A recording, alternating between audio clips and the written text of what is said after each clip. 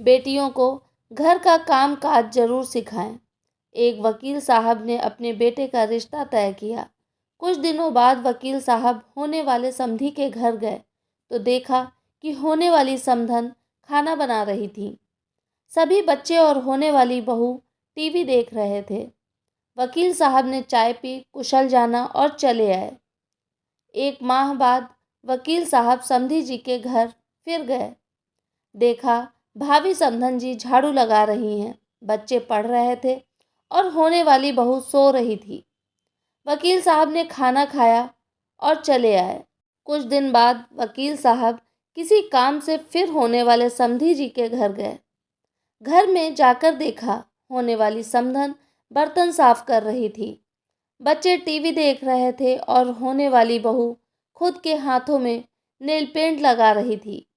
वकील साहब ने घर आकर गहन सोच विचार कर लड़की वालों के यहाँ खबर पहुंचाई कि हमें ये रिश्ता मंजूर नहीं है। कारण पूछने पर वकील साहब ने कहा कि मैं होने वाले समधी के घर 3 बार गया। तीनों बार सिर्फ समधन जी ही घर के काम काज में व्यस्त दिखी। एक भी बार मुझे होने वाली बहू घर का काम काज करते हुए नहीं दिखी।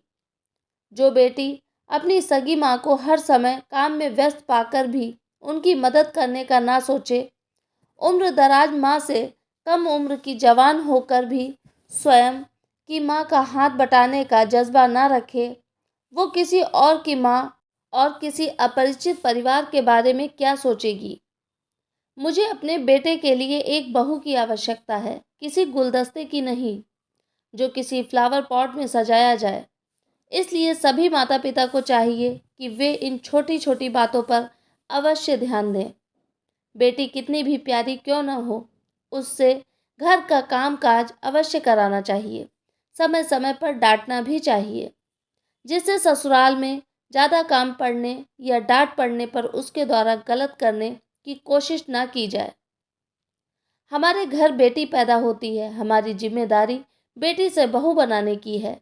अगर हमने अपनी जिम्मेदारी ठीक तरह से नहीं निभाई, बेटी में बहू के संस्कार नहीं डाले, तो इसकी सज़ा बेटी को तो मिलती है और माँ बाप को भी मिलती है, जिंदगी भर गालियाँ।